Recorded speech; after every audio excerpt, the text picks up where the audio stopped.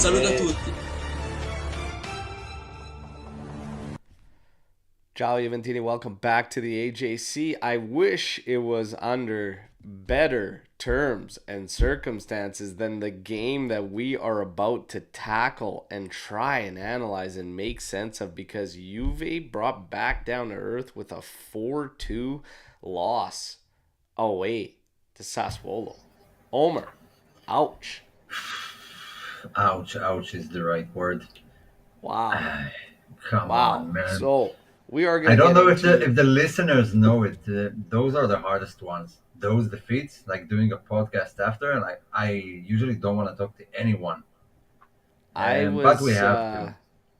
obviously very, very pissed off with the performance yesterday for many, many different reasons. Don Lee, Yeah. who was obviously there on the watch along, saying I was on fire. I've never seen him that pissed. I've been Yeah. pretty pissed off over the past couple seasons, whatever. This one yesterday might have been one of the most pissed off I've been. It's just frustrating. First of all, ciao to all of you in the chat right now, and those of you going to trickle in. I apologize for it kicking off a little bit late, but yes, as Tony Trim alludes to here, the green room was a little bit, not necessarily the green room, but our chat ahead of coming into this one. I don't even think I could get the link set in there because the back and forth was on fire in there with just, again, what comes up is all the same scenarios, all the same second guessing, all the same questions being asked, and we're going to get to all of it today, okay? Real quick, if you're tuning in on your audio outlets, please head over to YouTube, subscribe. There's much more content there. Like I said, the watch along that took place yesterday, and just some other great content, match day preview shows and whatnot for everybody. Again, good, bad, thick, thin, we ain't going anywhere, all right? So we thank you for your continued support. There are several methods of supporting the channel even further. We have membership set up, which give you extra green room footage as well. And we welcome you all to join on call-in shows when we want to have those sparked up, and members can actually have their own off-the-record shows, we call them, where you run the shows and you simply ask the panel questions, whatever, and we just have a chat. Doesn't even have to be Juve related, all right? Just football related. And again, Super Chat is enabled, as well as our merch store. And the easiest way, number one, should be doing right now, liking the video, subscribing to the channel, but also just sharing the content, okay? So thank you again. Through thick and thin, we ain't going anywhere. Now, we're going to get to, again, say what's up to everybody. We got L'Arbitro Nick in here with us. Ciao. Hope everybody's still doing well, regardless of what's going on, obviously.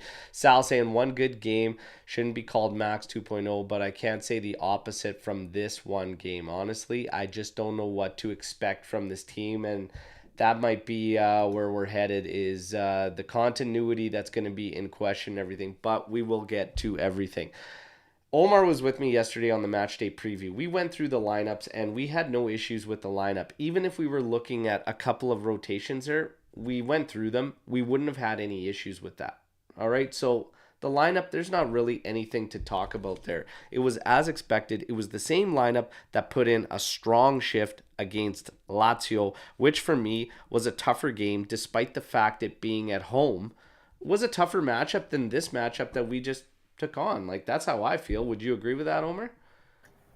Yeah, absolutely. I mean, Sassuolo, their stadium is not known as this frightening stadium to play at. It's mostly half empty. It's almost like a home game. If your ultras arrive, I mean, for Juve, Milan, Inter, it's almost considered a home game. Yeah. So there was absolutely no reason to feel, threatened or anything like it's a tough away game. Yeah. That's the vibe I had prior to the match. Yeah. Absolutely. Now, we'll go through the moments in the match, the highlights, the talking points, and then, of course, tackle everything and try and dissect and make sense of exactly what the hell happened. But 12 minutes in, it didn't take long for us to fall behind. And this is a simple throw-in. A simple throw-in. Bremer challenges for, he actually is the one that heads it down. Loriente settles it.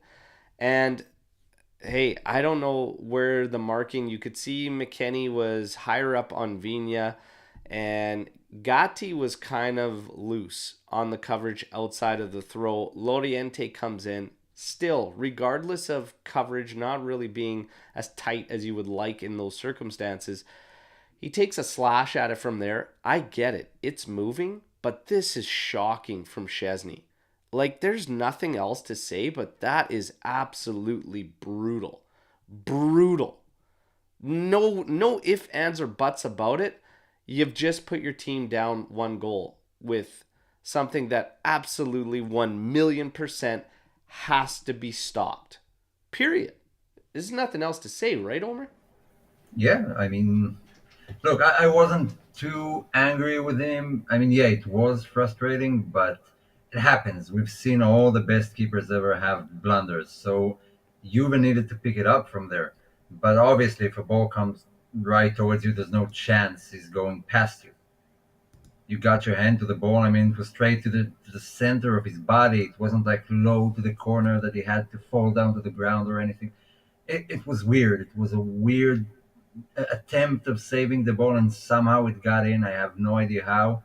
But The whole anyway, thing was awkward. It was awkward the fact that he it was was really kind awkward. of jumping because he hits it downwards, it hits his shin and then bounces in the, it's like, just fucking stand there and just Yeah.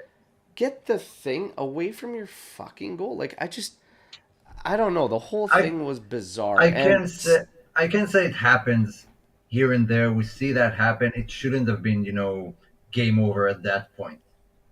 It was yes. really early. We had a lot of time to recover. It happens. Mistakes happen. The team needs to know how to grow through those mistakes that happen and cost you goals and still, be dominant, and they weren't.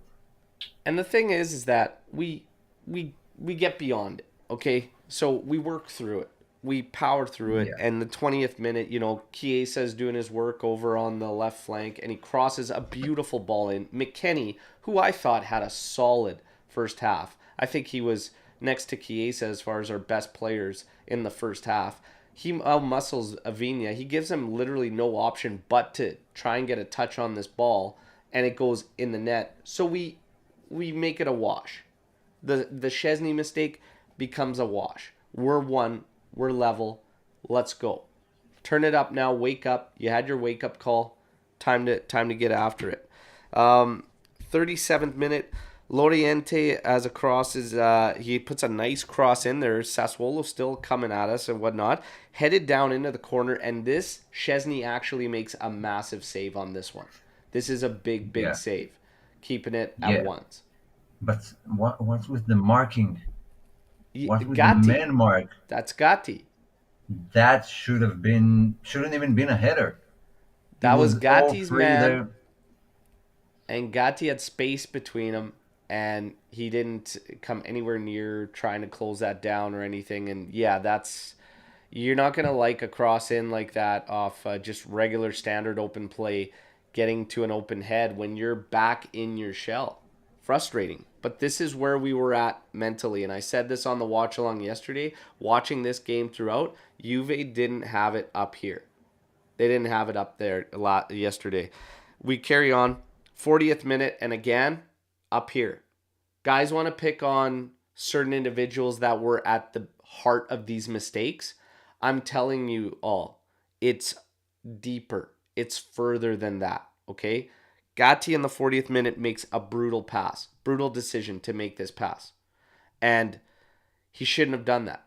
However, everything that happens in the follow through and the sequence after is nothing short of a comedy of errors, okay? He coughs that one up. He passes it to a man that's clearly marked with a defender draped all over him. He strips it. Henrique's coming at us.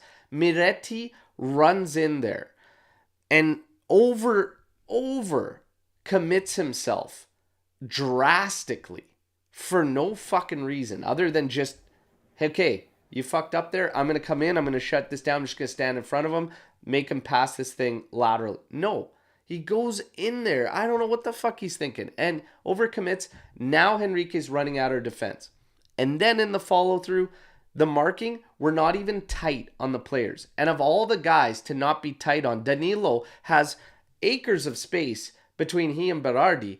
And Berardi comes into this one-timer and he puts it low into the corner, fair, not right into the corner, but it's a tough one for any keeper to stop. And they're up 2-1. This is why I was saying the entire team for me was, it's more than just a couple guys being at the base of the mistakes. They weren't with it mentally.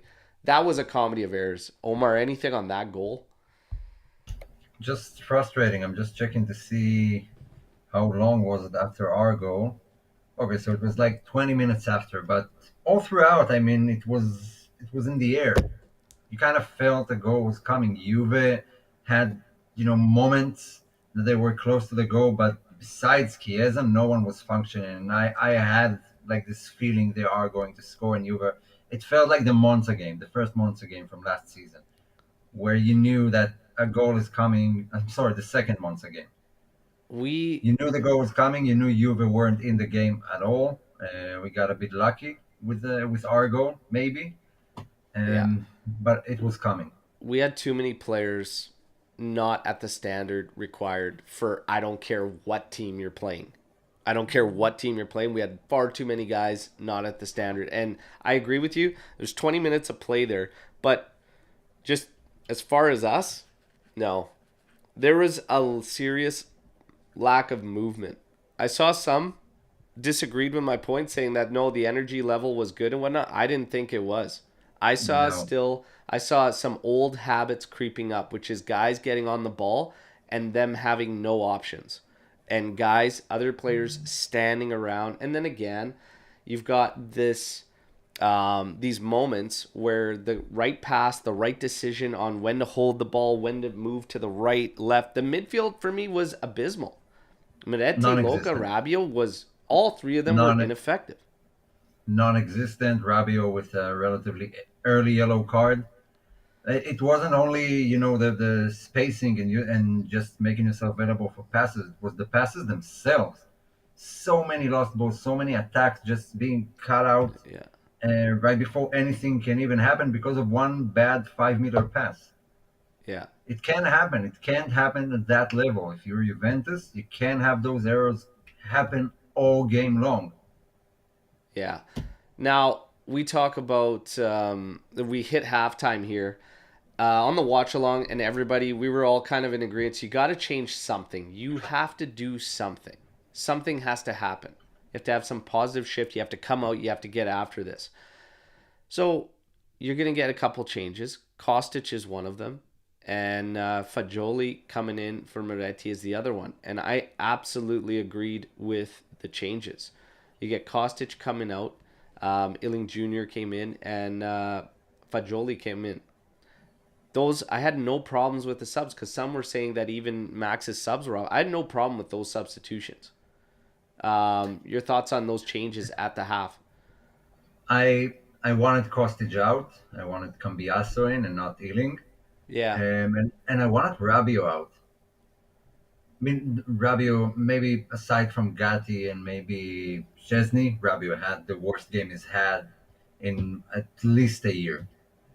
yeah. He couldn't do anything, didn't contribute not to the attack, not to the defense. He was already on a yellow. I wanted him out. What would you have done in the midfield if you take Rabiot? Would you have had Moretti and Fagioli?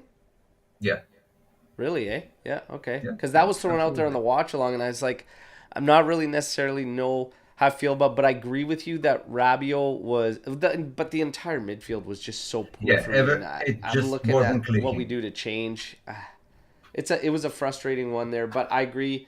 I wanted Cambiasso and Fagioli. I was making the same kind of calls, Cambiasso, Fagioli. Nonetheless, Illing Jr. and Fagioli, you're hoping for this injection of life and energy, and let's get going. Let's get after it. 57th minute, we get a situation here that for me is shocking that it doesn't end in red for Domenico Berardi. This is it's absolutely shocking. And I said, it'll be interesting to hear L'Arbitro Nick kind of give us some type of analysis, looking at it through the official rulings and everything, on what could possibly have come up to not get this as a red card. So comes in, and first of all, Nick starts off with his overall thoughts on the officiating from Colombo when he says, shaky game for the ref, but ultimately players on the pitch decided to play with fire and decided the game. Mostly consistent with contact in the back when strikers were facing away from the goal. Mostly non-calls, he adds. Some potentially missed yellow cards and one major key match incident missed. The yellow on Berardi. Good time management by showing early yellow cards to Sassuolo.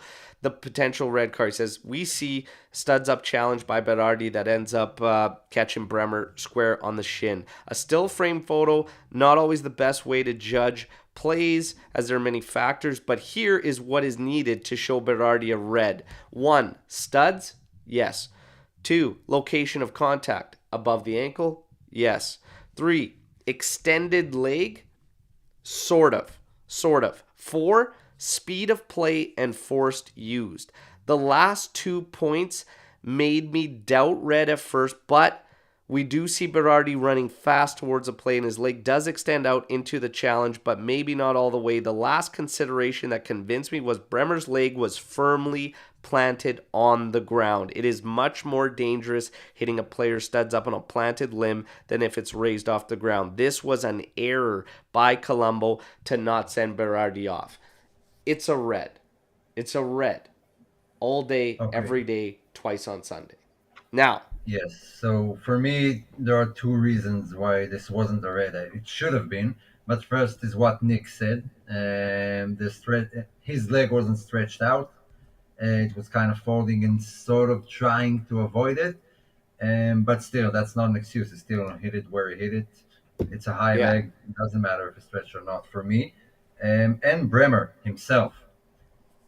Bremer didn't make a fuss about it, and that's where he should do it. He was like signaling, it's all good, I'm fine. No, do the show, do the act that everyone does. Make the referee think it's something severe and run to the VAR camera to see what it is. This is key. This is key, and you nailed it square on the head. So as L'Arbitro Nick continues for us, whatever intent you think Berardi has, if you think he was going for the ball or not, does not matter at all in this case. A referee judges actions, and if the considerations are met, it's a red card.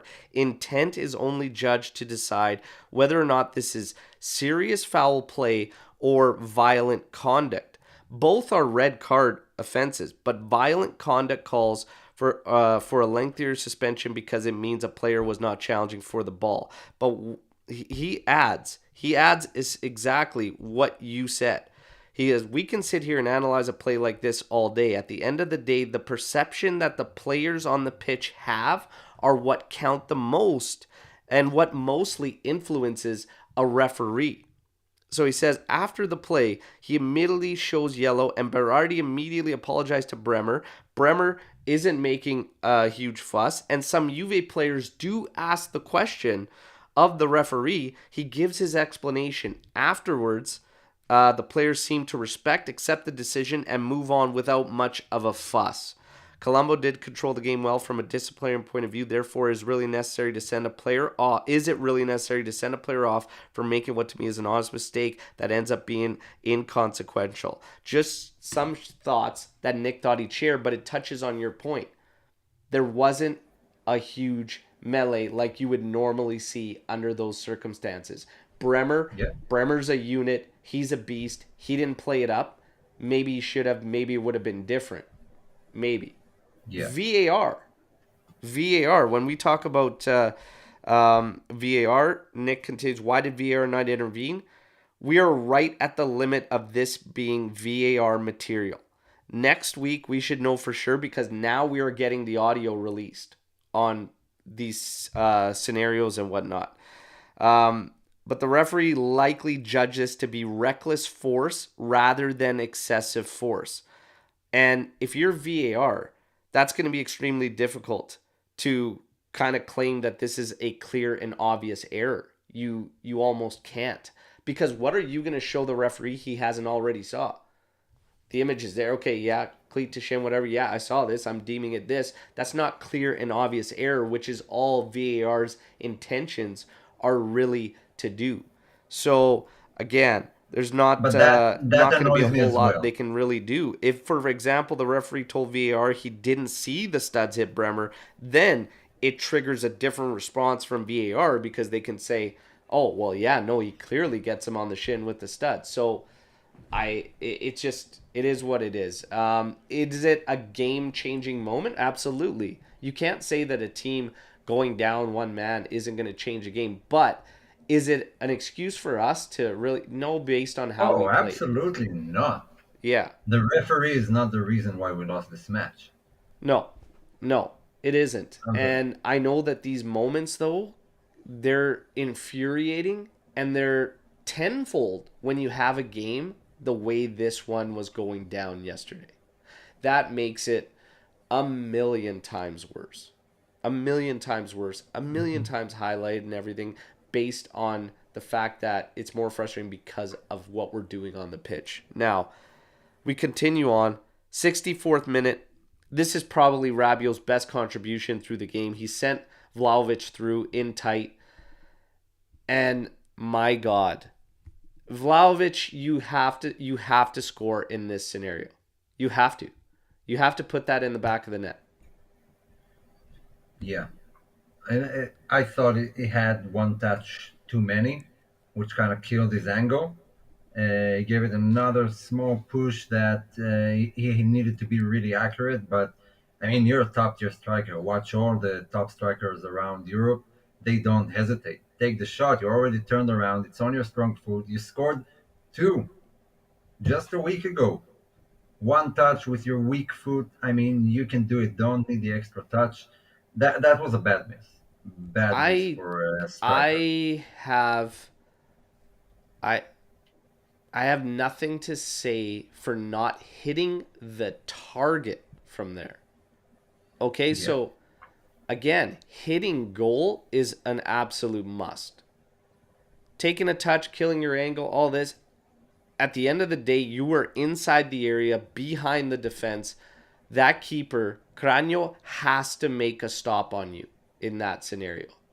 That was the Vlahovic that was driving us nuts last season. Like, Everything about this game was from last season. yeah, Straight into the catalog. yeah. Straight. And then we get a moment in the 77th. Okay, so Fagioli, this is a heads up play from Fagioli. Okay, it's a cross coming over to the backside. I believe Weah had come in at this point to offer McKennie rest. I believe it was his cross that was coming over back post. Makes it through everybody. Fagioli heads up, one touch, and nicely settles it down into the area for Chiesa to latch onto it. It takes a deflection, but it goes in the net. I'm losing my mind. We could shithouse our way to something positive here in this one. 2-2. Let's go. You got about 10 minutes left. Get after it. Steal this win. That's the Juve of old. That's a Juve of old. Right when you think they're done, they're dusted, you get back in there and then you find a way. However, after this goal, just no sense of urgency to win that ball back. And No. that drove me crazy, Omer. After the goal, they went straight to the locker room. No one was out there. No one Yeah. was playing. No one's gone. And we've seen that from Allegri time and again when we score and he was like settling for the draw. Just go back to the defense and don't push, don't press, don't do anything. Just defend the goal. And when you try to play it like that, it comes back to bite you in the ass. Yeah. Oh, Yeah. and it did bite us in the ass. Big And I time. want to go back to this Vlahovic thing. I understand as the chat's coming in, yes, Vlahovic was offside, but I'm just saying of where these guys were at when it comes to up here and Well, levels and if he sharpness. scores that, if he does score that, he forces the referee to go check VAR.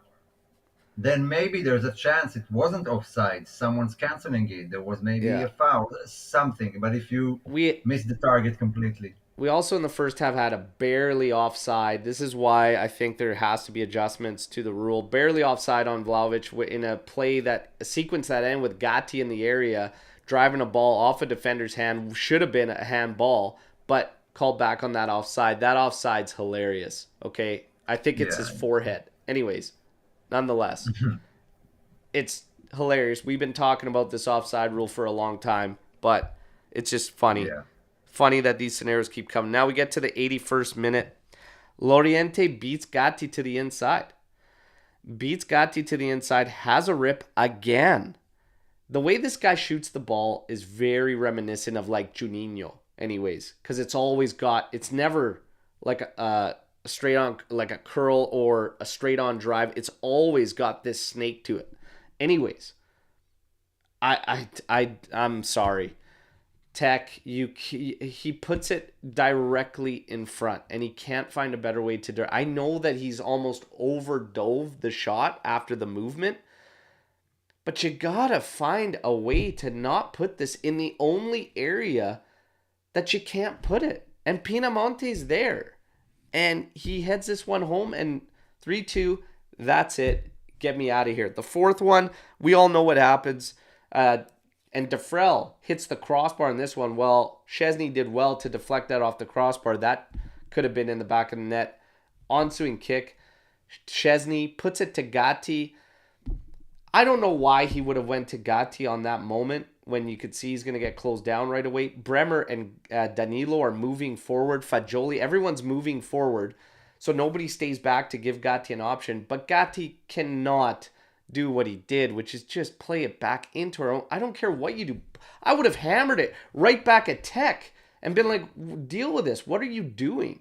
Anyways, calamity of errors, and that really summed up this match, and we go out 4-2. But the last two, Loriente's rebound that goes to Pinamonte, and then, of course, the last error. Your thoughts, Omer? Well, like you said, Tech, I mean, that's goalkeeping one-on-one. You never parry the ball into the center of your area. Always to the side, about anywhere. And it's not only Tech. Because Pinamonti's name, I don't think it was even mentioned one time during the entire match. And then we just gifted him a goal in the middle of our area. No one's marking him. He's the only guy inside the area. We have two CBs there. No one is marking him. He's all alone to just hit it wherever he wants.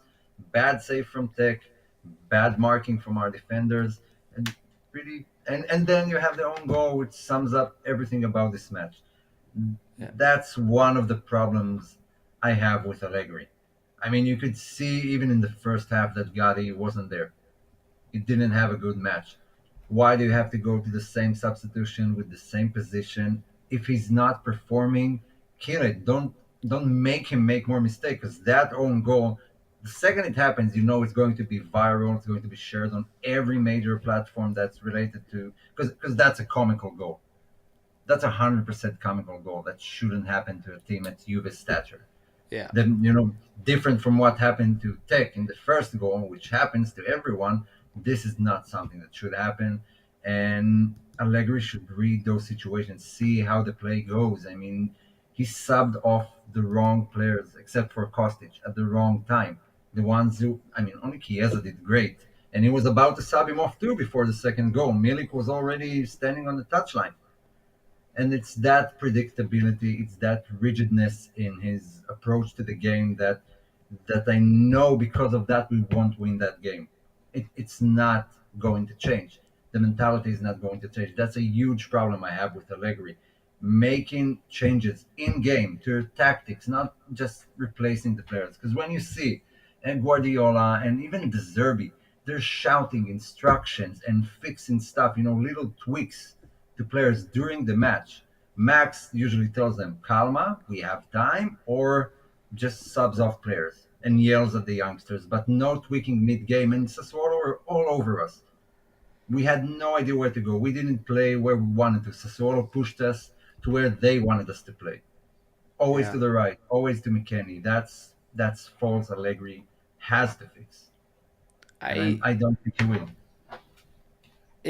I've got a lot of mixed feelings and thoughts about this one. My first thing, and I stick to it, I'm not on Max in this game. I'm really not. Everyone is to blame. The players themselves have a ton of the blame. It's not only Max. He's the leader. The only guy is Chiesa. Chiesa is the only one that was actually there in his mind, in his form. The rest, abysmal. For me, I'm looking deeper. I'm looking much deeper. But I think to talk to speak to what you're claiming about Max and stuff, I don't necessarily disagree, but it's one of these things that those type of managers live and die by. And that's making these types of decisions on, are you giving certain players too much leash? And Oh, that's just common 100%. of guys that are those type of managers. And Max has always been one of those guys where he's going to let you, like, he's gonna either let you dig your own grave or he's gonna let you bail yourself out of it. Like, he's always been that guy. I can only think of a few instances where he's immediately been like, you're out of there. And one of them was a Champions League game with De Chilio where he immediately removed him and put Lichtsteiner on. I'm trying to think of the other one, but it's very rare that he doesn't allow players the opportunity for them to bail themselves out. He gives guys a lot of leash. That's one of his MOs. So, again, good or bad based on certain individuals' perceptions. Okay, and Alex P coming in here with Zakaria at halftime. He's done some halftime ones. Okay, but that's more so game flow. I'm talking like immediate, like you could tell a guy's on a stinker, it and cut him. But it's also the follow through, and it's the next games and whatnot. And Max is notorious for allowing guys to bail themselves out. This is not the first time Szczesny's been through howlers and shocking things. Yeah. He's going to get the opportunity to bail himself out against Lecce. I actually believe that. Would I do it? I'd go with Perin in Lecce, but we're going to get into that. This particular game, I don't put on Max. I really, really don't. Other than if you want to claim the preparation and whatnot, because that's where I'm going with this. If you have this many guys, and to me the team looked flat, more guys than didn't, looked like they didn't have their legs under them. And again, we fall into the same trap, the same brutal trends we were seeing last season. Guys are getting on the ball. Their options are minimal. Few and far between. It's pretty much back to tech or it's lateral. The options, no movement. And even for the struggles that the guys in the middles had at just basic fundamentals of ball retention, because they were all coughing the ball up brutally in the middle, Luca, Miretti, Rabiot. Even beyond that, their options were few and far between. Sassuolo essentially ran the game in terms of what they wanted to do, force us in there, but flood us. Yeah. And I don't know how it was so easy for them when we're playing in a 3-5-2 and they're the ones playing in a 4-2-3-1. I can't wrap my head around that. But that's besides the point.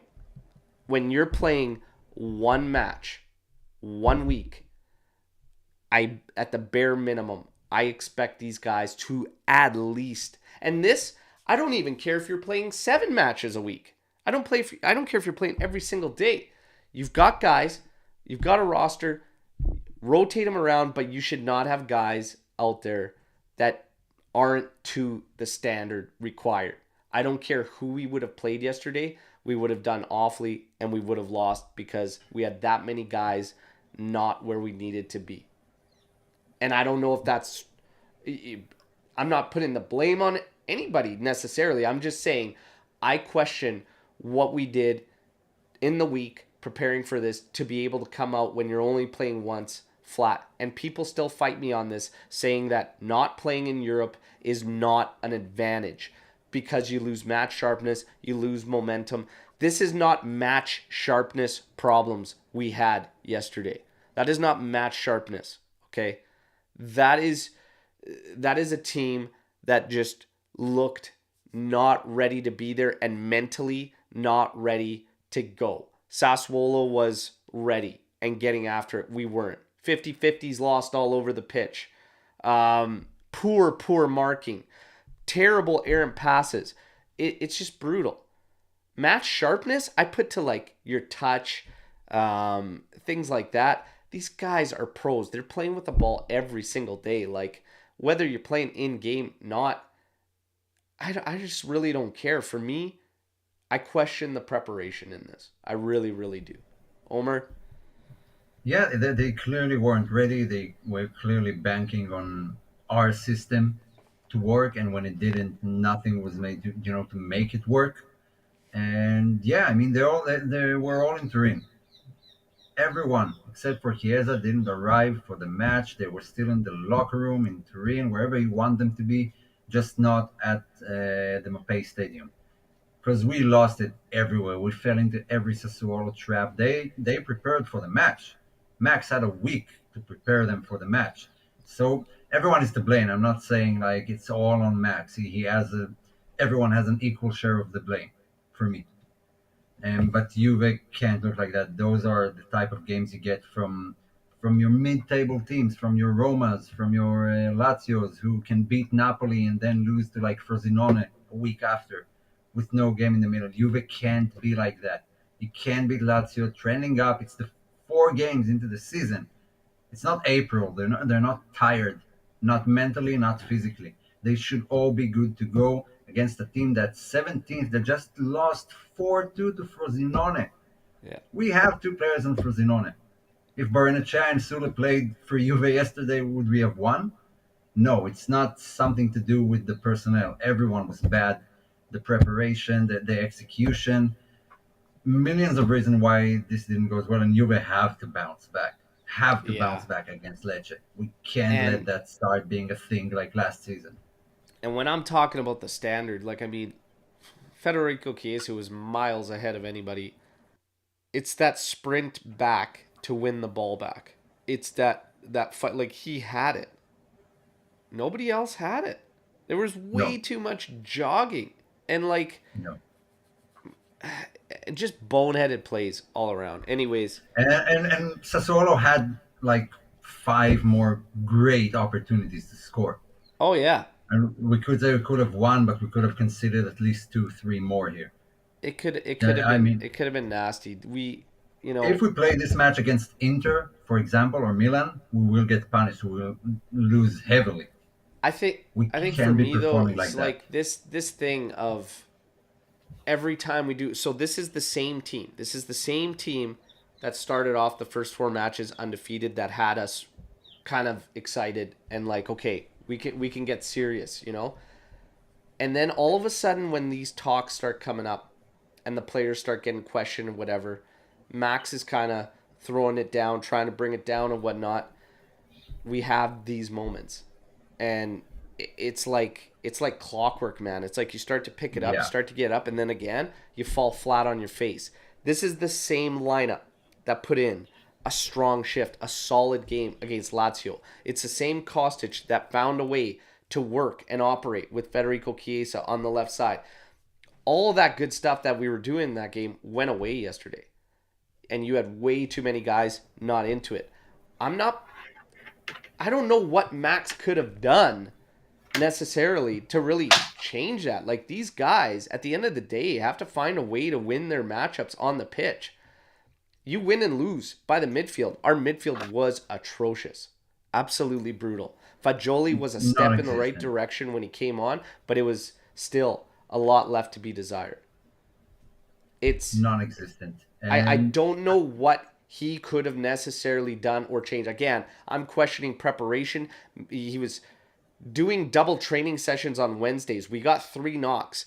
Maybe we trained too hard in the week that European play was starting off to try and simulate getting the sharpness. I don't know. I have no idea because I'm not there behind the scenes.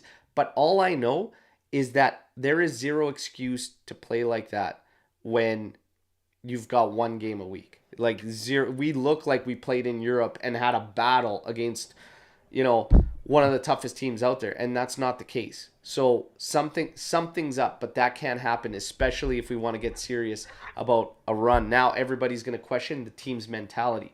Mentality is an issue. Dell says bring in a specialist for mentality. I don't know how the hell you can't correct mentality unless it's done with the right characters. And again, this leadership thing, this character thing, this mentality thing, it's got to be built right now because, you know, you had this plethora of these types of individuals. And right now you have guys that are on the other end. You have guys on the Yeah. other end that are trying to establish that and trying to grow there. Like, who are you gonna say are these leaders and these winning mentality players at Juventus right now? Vlahovic cannot be a winning mentality player if he hasn't won something. Chiesa, you could make the argument he's been part of the Euro Championship squad and won some trophies with Juve and whatnot, but and he plays with that hunger and whatever. So we'll let it go, right? But like across the line, in the middle, like Locatelli's part of the Euro winning squad and whatnot, but the continuity needs to pick up.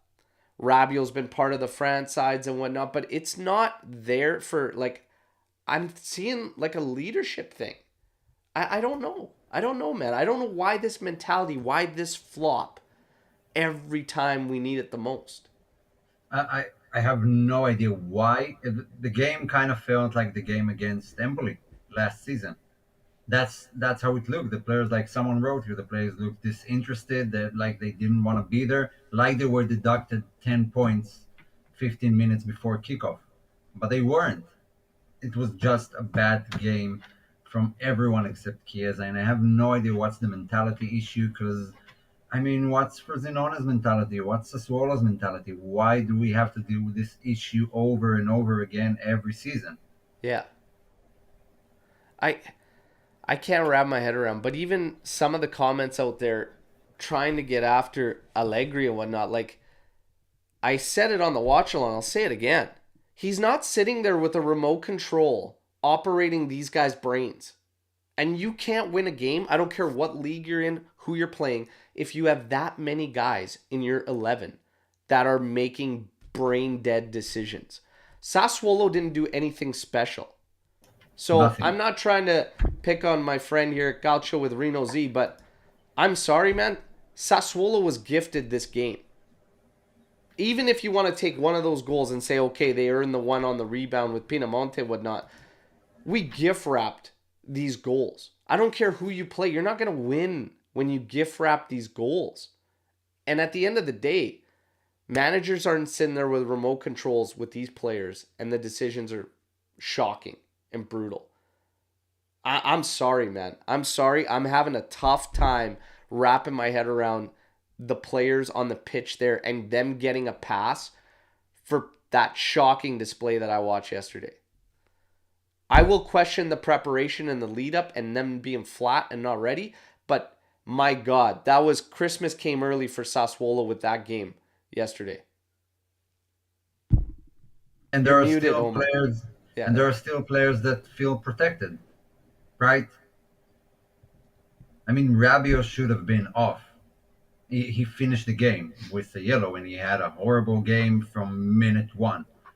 We're coming back to this. Players are defended, and some of the decisions, keep playing McKennie. Suddenly, Cambiaso is benched. I mean, he had a very good start to the season. Then suddenly, no, but maybe I don't know. Maybe he'll start against Lecce. I don't know what the reason for it is, but something needs to change. These players, this Rabiot and Locatelli and Kostic and even McKennie now and Gatti and whoever, they can't feel like they will always play because they cost more, their salary is higher. No, if you're not up for it, if you're having a bad game, sit this one out.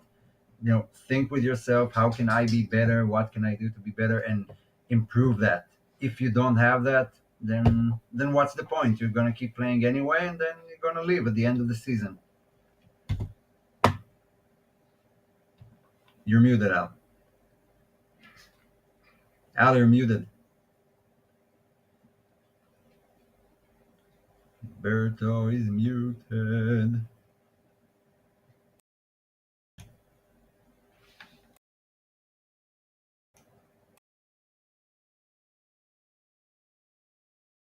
My apologies. I was muted. So he Yeah. brings up Bonucci had a personal trainer who helped him with his mentality. It can help to have the right people in there motivating, encouraging players. Conte's Juve were mentality monsters. For me, I don't know if it's that easy as just hiring somebody or whatnot, but if that's the case, I'll pay the salary myself. Like, let's get it going. But every time talks kind of change around this team and like there's this positive, this uplift, whatever, bang, fall flat on their face. Something's got to change. Something's up. You got to figure it out. But maybe a little more influence from Max in terms of rotation, like you were saying, and just getting guys out there. But he likes to give guys that freedom. We are going to talk about some of the words after the game. Allegri said Wait, Gatti in... that's an interesting point Dan Davenport have here. Maybe that's as far as Allegri can take Juve. Maybe. Do you I agree? mean, What do you think about like I it? said, it's... We've got 4 games before this where we're not talking this extreme. We're not talking this drastic about, just we got to get rid of them today all of a sudden. And every No, time we no, lose, we're not there. and and I said this today in a tweet and whatnot, and it was the best way I can word it. It may necessarily not be right or whatnot, but I just I'm trying to gather myself this morning before the show and everything, because these games just drive me absolutely nuts. But the defeat was awful. The performance, unacceptable. But we don't have to lose our heads, in my opinion. No, Almost our not to entire that level. 11 was not at the standard. Other than what? 1 or 2 players, maybe. And for me, it's just the question of why does this happen when you play once a week? It shouldn't. So whatever that reason is, has to be corrected. And I don't have the answer. I don't think any of us have the answer because we're not there behind the scenes. But No. whatever it is, they have to figure it out. But I'm telling you, we don't have to jump to extremes. You had 8 or 9 guys that were absolutely not even close to the standard required. You're gonna be struggling, and I don't care who you play. You're not gonna get the results. Okay. Allegri's words on Gatti. Gatti, in one's career, mistakes have been made and will continue to happen. I believe Gatti has played 30 games for Juventus and can only improve. He should stay calm. That mistake doesn't affect the result. People are losing their minds on Gatti, like all of a sudden we shouldn't be excited about Gatti as a player anymore. It was a terrible, terrible decision. Terrible decision. Terrible game from him. But I saw Bremer put in arguably just as bad a shift against Napoli. Obviously, he didn't bury one on an open, clean goal, which highlights everything and intensifies everything. But Bremer had an absolute shit show against Napoli. I didn't give up on Bremer then. I'm not giving up on Gatti now. No, These things are that's going to out of the happen. question. It's going to happen whether you like it or not. I mean, expecting Juve players to be perfect every match is just, it's utopia. It's never going to happen. There Yeah. will be mistake here and there. I don't know if it's patience or anything, but like you said, 30 games in and he's not a world class defender. I'm shocked. I mean, come on, you can't expect him to not have any mistakes. So we had a bad game. It happens. Okay, we didn't lose because Gatti had a bad game. We lost because Juve had a bad game. Period. Yeah. Yeah. I can remember games where Chiellini had shockers coming up. Yeah. Defenders get better. They're like late bloomers. They get better with age. They really, really do. I'm not And worried not about only that, Gatti. he can be perfect. He could have been perfect the entire match and eventually score that ridiculous own goal, and everything he done wouldn't have mattered in the match. Yeah. That's the deal Yeah. with defenders. I mean, one mistake is enough to judge them. Yeah. It just it was a bad, bad game for Gatti. But again, it's he went immediately to the locker room, visibly distraught and upset. I look for again what we'll find out about Gatti, the bounce back. That's where we'll learn about Gatti's character and where he's actually at and where he can get to. It's all about the follow through. It really, really is. And it's I gonna guess be he like won't that play. for this team. This team's gonna have to react. Lecce's kickstart this season. We're gonna get into that whatnot, but it's all about the follow through. Allegri also said this one fired up fans, really fired up Juventini when he said this. We still don't have the ability to adapt within the game. This touches perfectly on what you alluded to earlier, Omar, about the tweaks, the shifts based on what's going on. Does that fire you up when he says that? Yeah, 100%. Because you immediately kill any hope of improving during a bad match if you say something like that. To me as a fan, if I see Juve playing badly and then it's halftime and I'm hoping they can improve, but then I remember our manager said we can't do that, so he's not going to try it anyway. So what's the point? I mean, he has to have the option, a plan B, some sort of plan B, which we don't have for 3 years now. We don't have plan B for certain positions on the pitch and for the way we play, the way we create chances. Because eventually, what we fall back, and we did that a lot yesterday, is long balls to the top from Szczesny, from Bremer. That's not the way Juve should aim to score goals. No way. That's happening if Sassuolo are pressing, we're up to nothing. Fine. You don't have goals, find a way to create openings, instruct your players where to stand, where to go, where to defend more. I mean, act towards what the other team is doing. That's something that's sort of missing, and Allegri can't say that, not to the players and not to the fans. We will try better next time to improve during the match. That's what he should say after a game like that where we got thrashed by 17th place Sassuolo. Because if you can't make these changes, I'm sorry, then you can't play at the highest level. You can't coach at the highest level. Because that's what all the rest are doing. You gain nothing from not doing that. Yeah.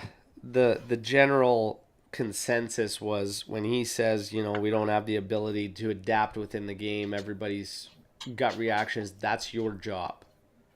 That's your job to get these guys able to do that, whatnot. But for me, it's really nothing any player, any coach says after a game like yesterday is really going to matter. It really, really doesn't matter. Like, I was so numb. I was so numb to everything that I was reading after the match, Omer. Like, I was just numb to it. It means fuck all when I see guys missing out on the bare minimum, which is effort. Effort, running hard, fighting. If I have that many guys in the lineup that see, I don't really care what any of them say after the game. Szczesny's apologies, I'm numb to it. He apologized after the game to us, the fans. I don't care. I'm numb to it. I just want to see better. And I expect to see better standards held. Positionally, or rotationally, as far as lineup goes and whatnot, you have to set the tone and make guys understand that they are not safe moving forward. That's what I think needs to happen. You can't have guys, and we talked about it. We said in the midfield, you're locked in. Locatelli, Rabiot, and the real fight was Miretti and Fagioli, whatnot. Miretti, after yesterday's performance, now Fagioli is next up and getting the role starting against Lecce. With Locatelli, you can make the argument a little bit handcuffed. Rabiot needs to wake up and be the Rabiot of last year. And I'm going to just be right out there and say it. I don't have a problem in the games leading up to this, but he's definitely not the Rabiot of last season. And No, I know something's wrong with him. He's not the Rabiot of last season. Yeah, Had an ankle knock on Wednesday and whatnot. I'm telling you, I don't know where. I saw ratings of 7.5, 7.7, like on Rabiot, and I said, I don't know what game you watched to give this guy a 7.5. The only guy at that position, at that level of rating for me yesterday was Federico Chiesa. Hands down. That's it. Yeah.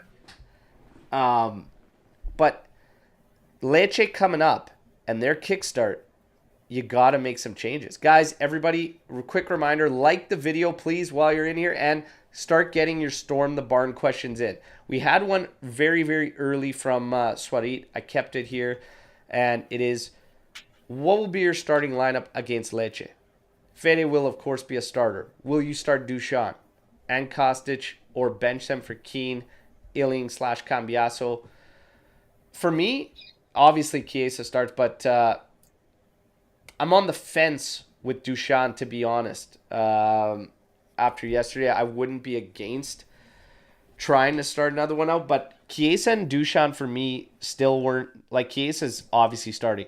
Duchamp wasn't as big a problem for me when I want to talk about effort and stuff like that. To me, it was more execution with him yesterday, but the other guys I have more of a problem with. Cambiasso for me plays 100% against Lecce. Absolutely. Yeah, hands down. I would even sit Gatti out for this one. I don't know if he'll still mentally recover from that horrible mistake.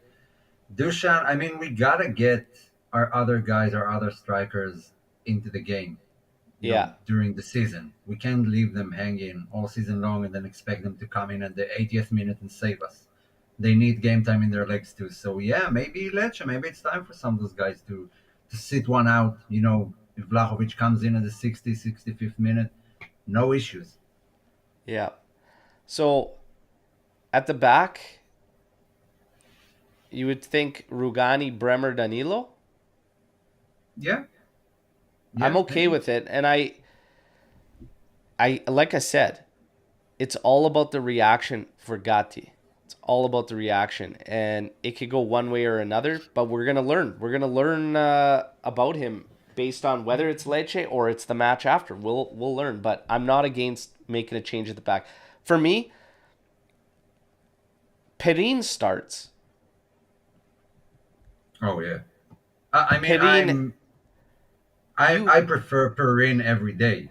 Um, and this is not even a preference thing for me because like I've been saying all the time that like I truly do believe we have a luxury at goalkeeper, but you have to set the tone. You absolutely have to set the tone that that's unacceptable. You have to make it unacceptable. You have to. You have to get mhm. these guys to snap out of this uh, club med type mode, vacation type mode. Because I'm sorry, we were talking earlier with Dells in there about mentality and coaching mentality and people bringing in mentality. If you want that standard, you have to set it. And sometimes when you give guys too much leash, it hurts you. It hurts you and the group. Tech, been around a long time. Yeah, you fucked up. It hurt us. We are going to start pitting the next time.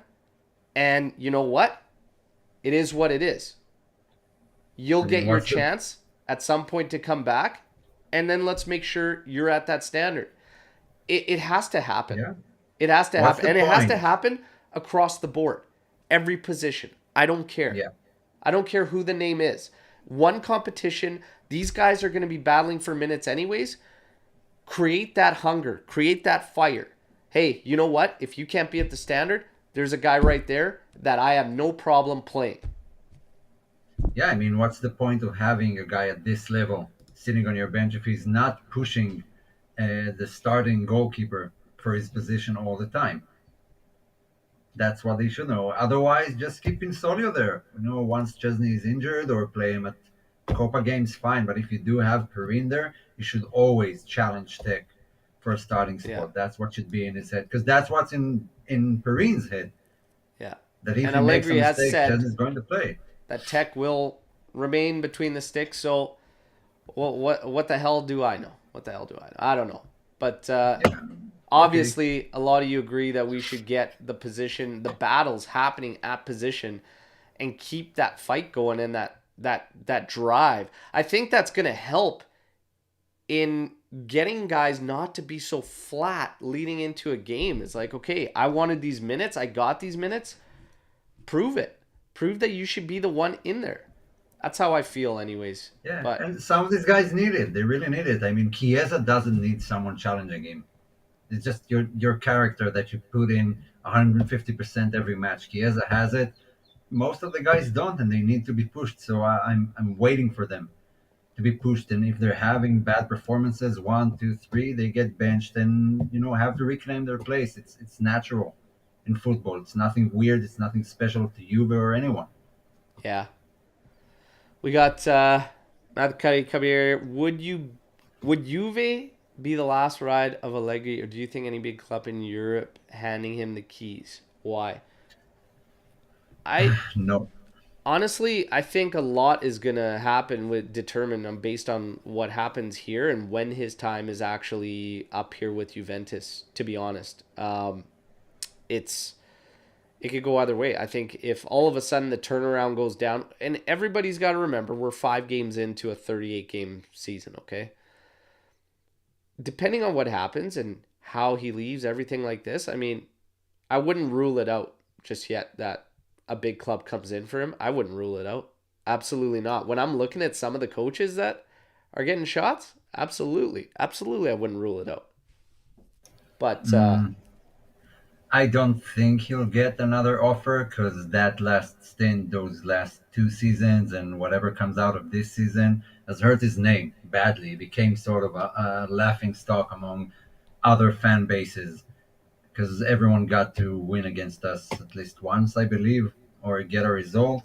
And he's not going to get that same Real Madrid offer he had before returning to Juve.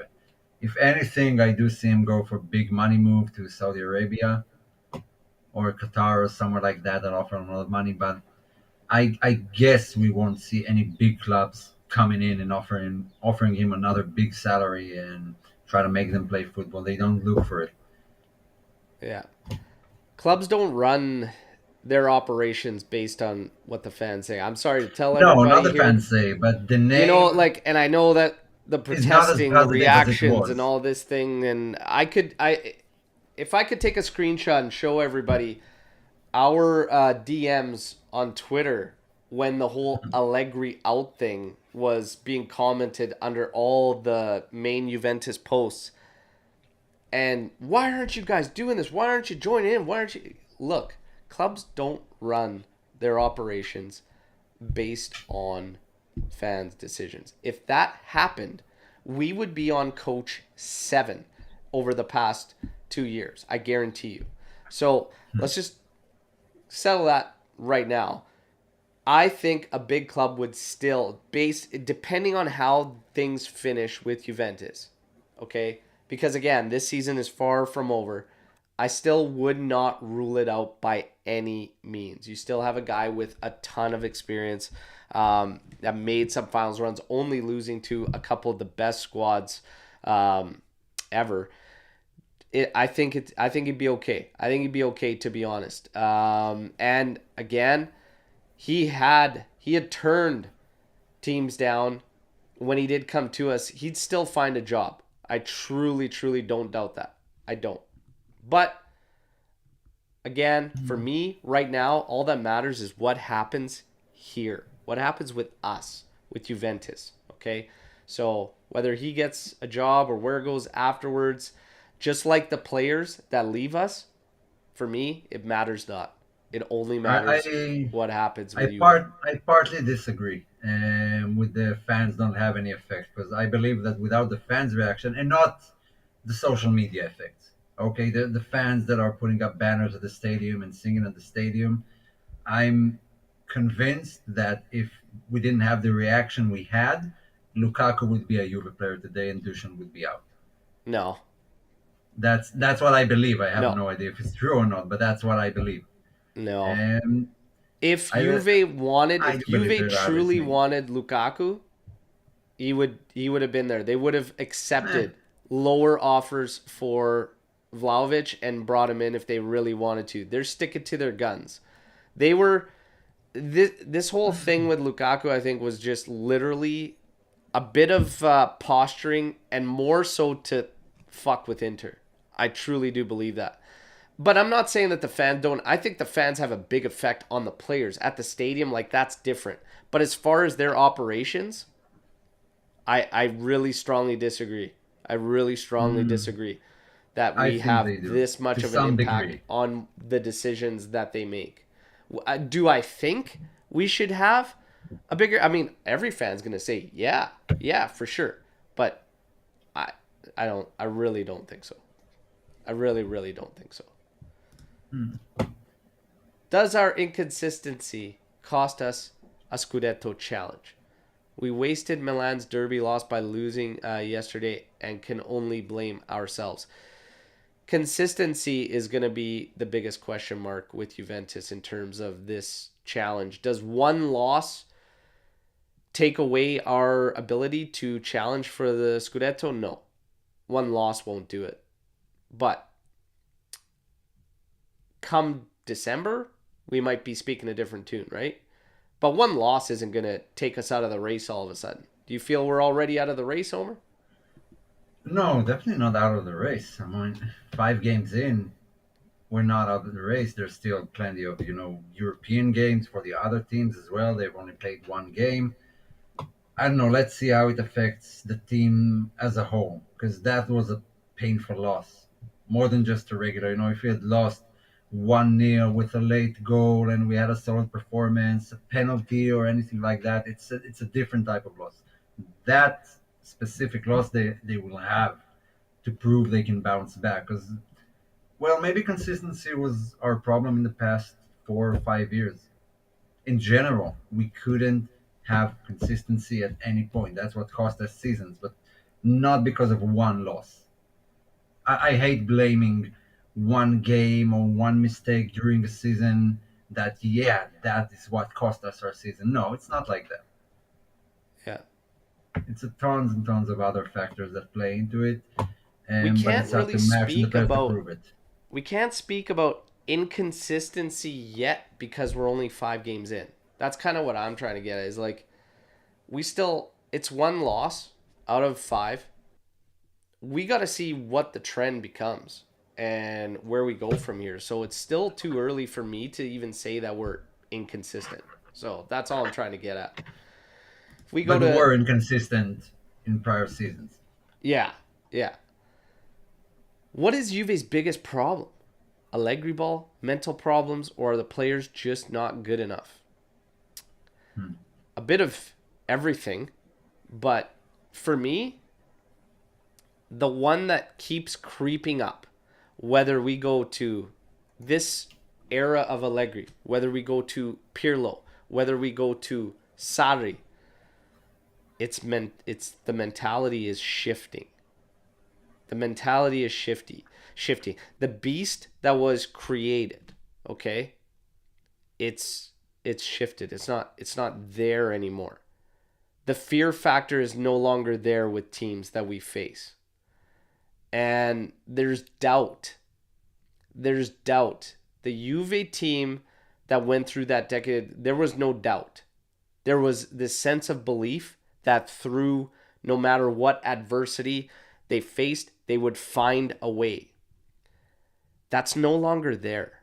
And that is a big, big shift. And when we are trying to make comparisons, even as fans, and we always bring up this mentality thing, we automatically go in our minds back to those teams. If you want to start looking at the players that were part of those squads, there's a big drop off. We can agree on that.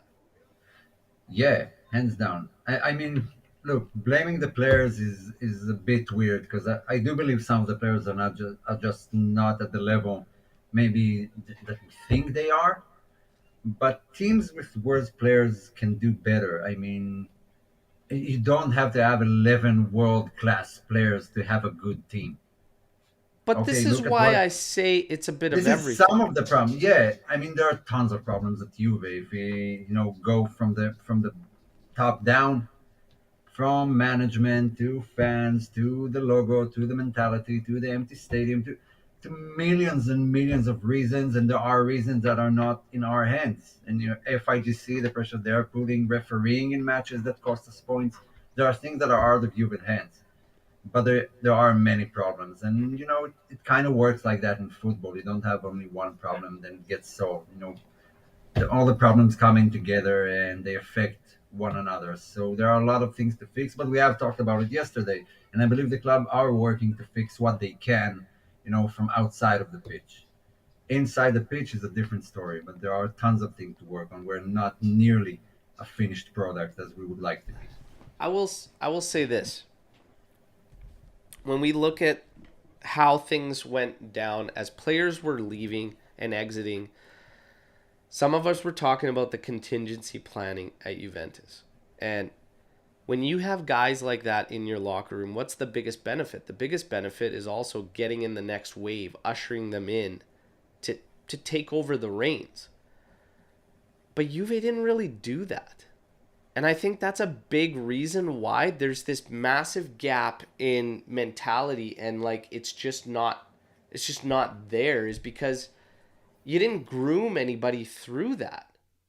You're picking up No, pieces here and there and then saying, "Oh yeah, like we still have Benucci here, whatever. Like he's got the DNA. He's gonna bring it." It's different than when you're into that. They had this opportunity to really nurture players into that by bringing it into at that level and keep these young guys and work them in. But all the work was through transfer mercados and windows and pickups here and there, and young guys were kind of pushed to the wayside.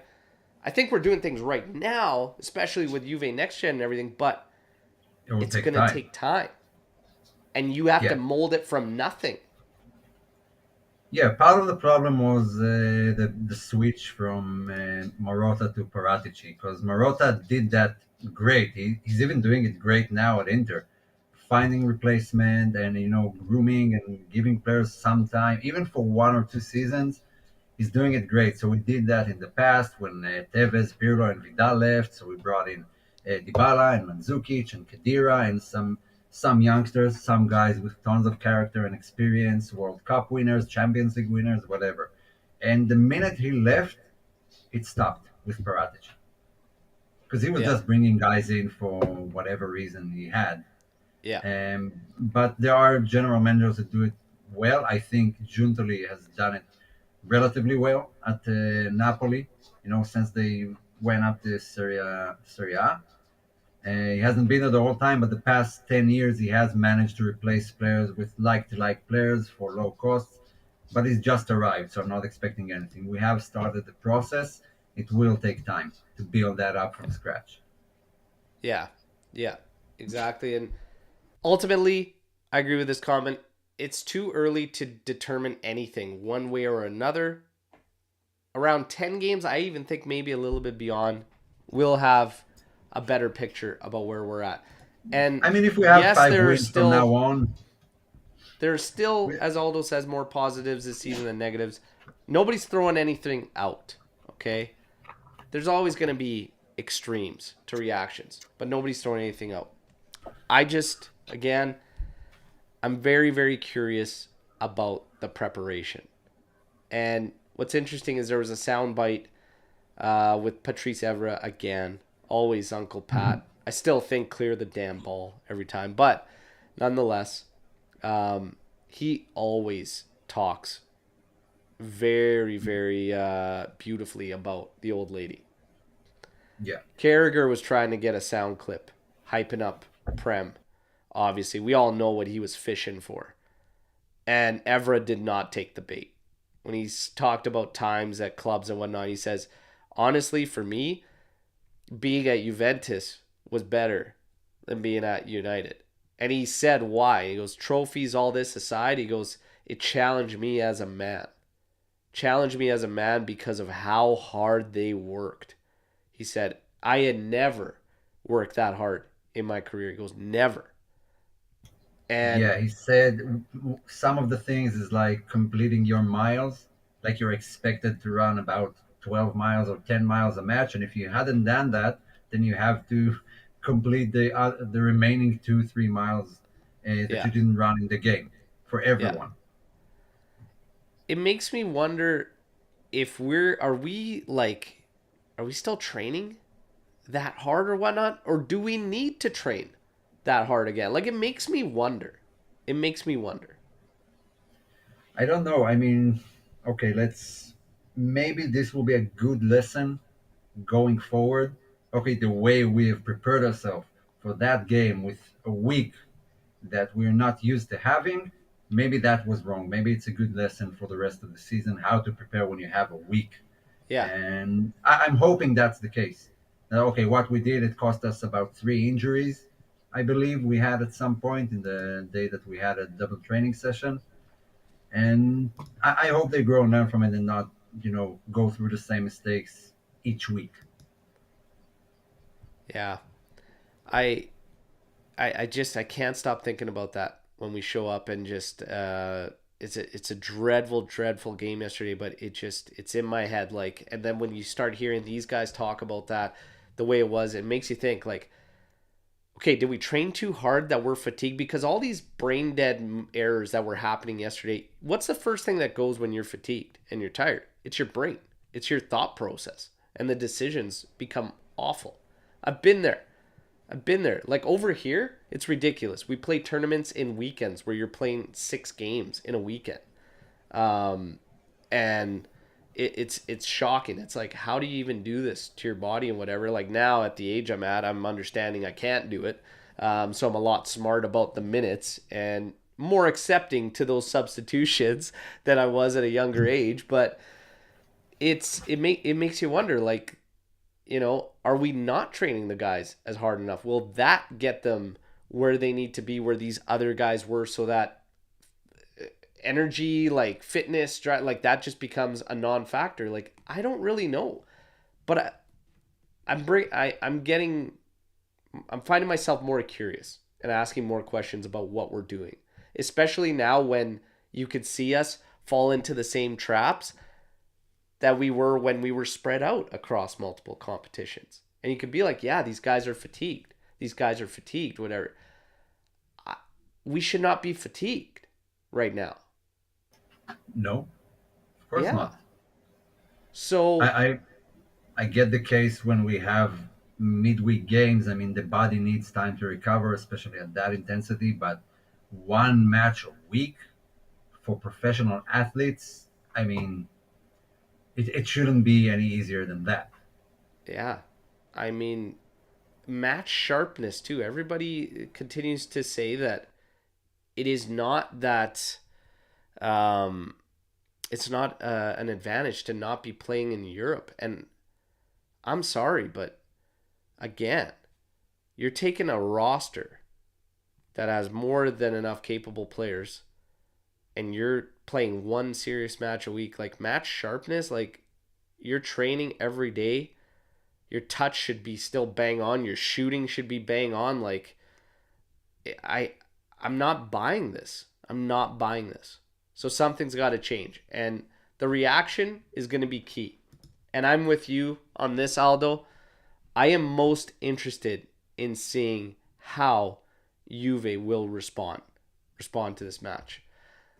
A question I'm going to bring up for Storm the Barn, because honestly, it just pissed me off about seeing it and hearing it. And I'm going to say flat out, fuck no.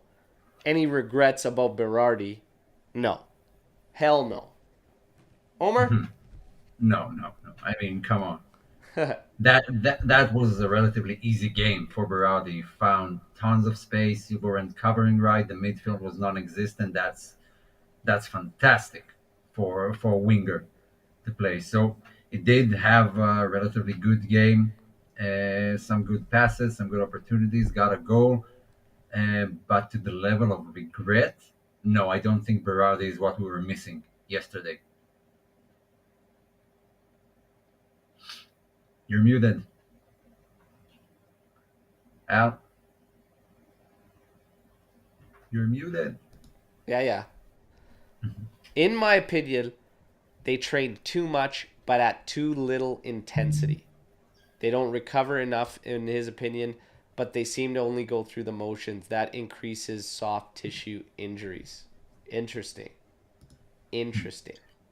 There was actually a photo from a chat between some of the guys working at one guy that's working at Man United, and he wrote to the other guy that there's a big problem with training. They all overload themselves. They don't do enough stretches and stuff to extend the muscles. And he basically said that the training program, the fitness program is shit, and the players are doing whatever they want, and it hurts them. I don't know. Maybe that's the case with you, and maybe the trainings are worked out wrong. For me, still, if you we really want to improve on that aspect, do all you can to bring Pintos in because he's a master at that. and that's a problem that Juve has been dealing with for not 1 or 2 seasons. It's been like that for 4 or 5 seasons now. That we get tons of injuries all the time. Something is broken in the fitness system that Juve have right now. Yeah. These are not all injury-prone players. There are injuries that are during matches and stuff, okay, ACLs, but those minor injuries like Sandro has right now, and that Dybala suffered from and couldn't recover, that Vlahovic had last season with that Belgian stuff, something needs to be worked on, and reevaluate all the fitness work that they do in training. Yeah. Yeah.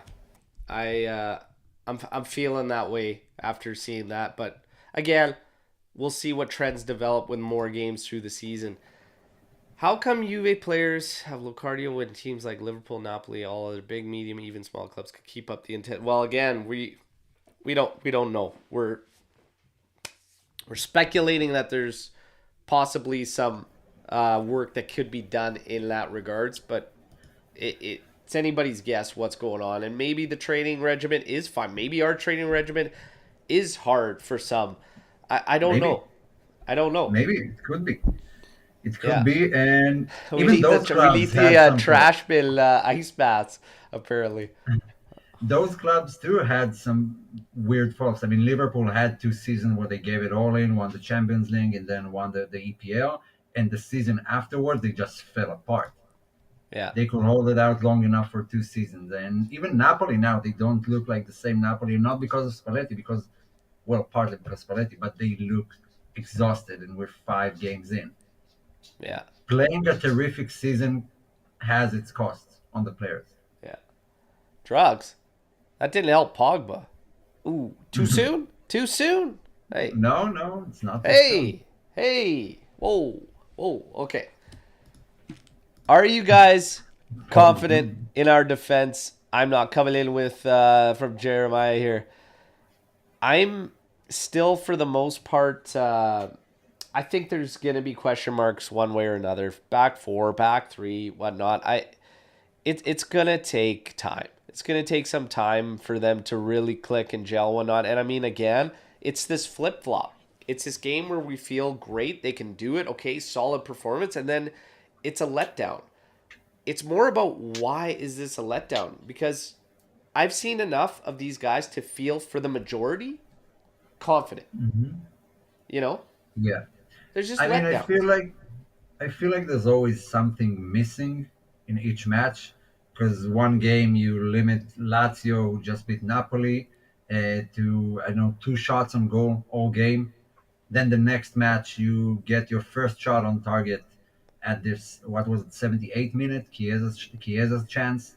And it's not that the defense is not functioning, but I feel like there's something wrong with the connection between the midfield and the defense.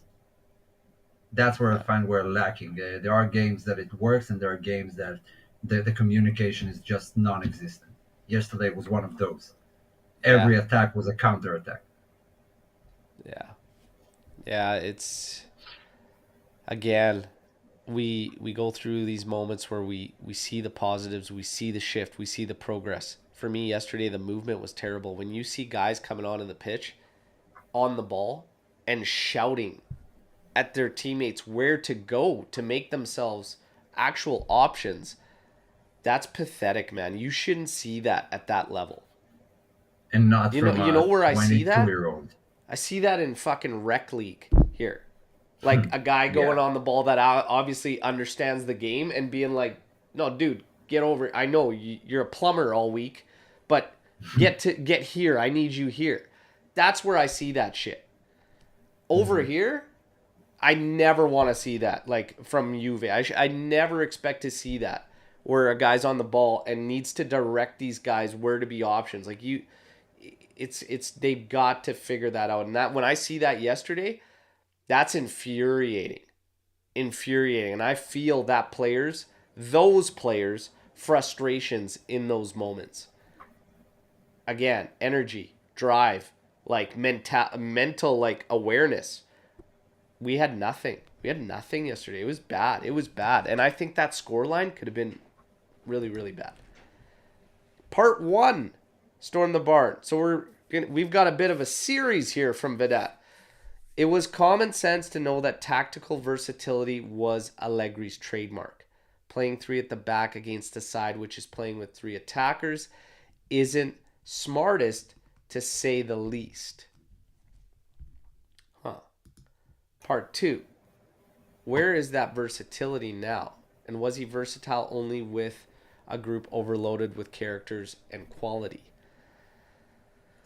Well, that alludes back to what who was it, Dave Davenport said, and that maybe this is as far as Allegri can take Juve, because in his first stint, I mean, he had it all just worked out. World class midfielders, world class defenders that you don't need to work with mentality on them. You had attackers that can win you games in one specific moment. So it was all clicking, but it didn't have to like work with what it needs to work now. So maybe that's not his MO. Maybe that's not something he's good at or needed to experience with, had too much experience with during his career, and because he failed the same way with Milan after all the stars left and he was left with the youngsters. Maybe it's just not his thing. And when you have a player like Dybala, a player like Higuain, like Mandzukic, like Chiellini, you don't need to work on those stuff. They come with the players and who they are. Maybe that's what Yeah. Allegri is missing right now. Number one, I'm not going to say that playing at three at the back against a three-man front is a bad idea, because we've seen it before and we've destroyed teams where we ran literally in a 3-5-2 for like 2 seasons straight. And we've seen teams now, and Inter is doing a good job of it too. Oh, It, we did great against Lazio last week. they played a with three at the front. 4-2-3-1 essentially yesterday, but even if you call it a 4-3-3-3, that's a variation of a 4-3-3. We should have hurt them in the midfield. We were not capable of doing so because all three of our guys were on howlers yesterday in the middle of the pitch. But that's besides the point. The versatility. That's where I've been questioning Max since his return. He's always been great at it. But I think it would also be unfair to realize the pieces that we have now are not necessarily as strong to make these shifts or impacts. You know what I mean? We can't really say otherwise. I mean, there's question marks up and down our roster, and the guys that aren't in that main starting 11 that you want to get into, there's question marks out on them. There's question marks out even on our young, great prospects that we expect so much out of, like Fagioli, for instance. Like, there's still question marks around Fagioli. Like, I don't think he's locked in as this superstar or whatever. That it's like, we love him, we want him to succeed and whatnot, but there's question marks around Fagioli. Am I wrong in saying that? No. There's question marks around everyone. Yeah. Like Ailing Jr.'s got maybe question marks. Cambiaso's got question marks. Weah's got question marks. Vlahovic has question marks. Like, there's question marks all up and down this roster. Mm-hmm. The versatility is definitely going to be impacted by that, I think. Versatility is. I mean, what does it mean by versatility? Like tactical versatility for Juve, or just players on the bench that can offer you something different without changing the formation or anything? And even if we want to get into this and then get, kind of to this versatility thing tactically and whatnot, we haven't necessarily clamped down the 3-5-2 for me. Like, there's still work to be done there, in my honest opinion. So now if you want to get versatile and say switch mid-game into another setup, whatnot, we haven't even nailed this one down pat. So are we going to all of a sudden create more issues for the team in trying to do so? Maybe. Yeah, maybe. But like Einstein said, I mean, keep trying the same thing that doesn't work is madness. And so I wouldn't call it madness, but you still need to have some, a plan B. That's what's been lacking from Juve. When things don't go away, we just throw everyone in and hope something happens. But there is no, constructual and plan B of how we play, who moves where. That's kind of missing. Not all games are going to go your way. I agree that okay, 3-5-2 is our formation, and all the big teams impose their game on the opposition and not the other way around. But Yeah, we failed to do that so far. We play to how the opposition plays, yeah. and they mostly dictate the game. For me too, like here's the thing. I If we would have played 4-3-3 yesterday, it would have made absolutely zero difference. We would have played We four have two three played. one. I don't see it being the be all end all because we had No, that many guys. That with many the guys. mentality we had yesterday, no formation in the world would have changed the outcome of the match. We would have lost it anyway. They didn't arrive. No one has Yeah. arrived for the match except for Chiesa. Yeah. And are we going to make a switch? Is something going to happen? Potentially. Potentially. But We're we did hearing see a about 4-3-3 yesterday. We did what's see it. that? We did see a 4-3-3 yesterday. At some point, I think the 70th minute after we went down 3-2, 80th minute, then Danilo moved to the right, Ealing moved to be there, and Wea played up front. We did see the shift, but too little, too late, and I'm not going to gauge that based on 10 minutes when we're down in a match. I Yeah. would like to see it in a full match, but yesterday was, not a measuring stick for 4-3-3. The problem is that you've been going main with 3-5-2. You haven't really done 4-3-3 a lot and the points are all critical. Lecce is not going to be easy on Tuesday. Kickstart, regardless of we're being at home. But again, at least the stadium atmosphere is going to be great. Okay. Another positive yesterday is that at least the Juventini that were there called the players over and did not jeer them and at least showed support. Okay. That's a positive. That's a positive to take out of it. Chiesa continues to fire. Becomes the first player since Ronaldo to bag 5 in 5 consecutive. Positive there. Chiesa is absolutely firing. Vlahovic, I'm still not concerned about it, and he'll get his goals. He'll still continue on fine. He's still off to a great start. Didn't match the 40-year record there of trying to get that fifth goal in 5 opening matches. Unfortunate. Lecce, then Atalanta. I want to see the reaction from Juventus in these 2 games. And I think we'll, again, as the season unfolds, we'll learn more and more about where we're at. Yesterday, everybody, I forgot. I tried to forget about it instantly, okay? And I would advise all of you to forget about it. Let's move forward. Let's see what happens on Tuesday. Yeah, I'm praying it was a one-off, just a Yeah, bad game. If that's the case, looking back, if we win the next 5 games, you look back at it and you said, okay, that was one bad match. It happens to every team, every season. They have 1, 2, 3 really bad matches. Okay, time will tell. But I am happy it happened this early. So we get a wake up call, like you wrote down here, Juve back down to earth. Maybe we needed to come back down to earth a bit. yeah, yeah. Maybe we needed to. Maybe we need to. Maybe that's what happened. Maybe the guys got themselves up here, fell flat on their face. Okay, start climbing up again. Let's see. Time will tell. We'll learn more each match. And the next one is Tuesday. Match day live, 8:30 a.m. Eastern time, regular time. And then no watch along because I'll be at work, unfortunately.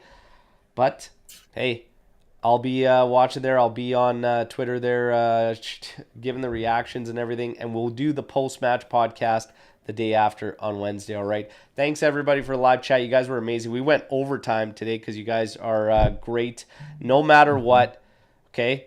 Through thick and thin. Forza Juve. Fino alla fine. No matter what. Thank you, Alex Pete, for the kind words. Thank you, Aldo. Ciao tutti. Archaeology. Thank you. Thank you, guys. Always appreciate the support and the diehards that are here through thick and thin. Okay? It's easy. It's easy when things are going well and we're winning. But, tough times don't last. Tough people do, okay? Fino alla fine, Forza Juve, Tuesday, Lecce, and I want to see us smash them. All right? Till then, take care. Enjoy the rest of your weekends. Ciao tutti. Yeah.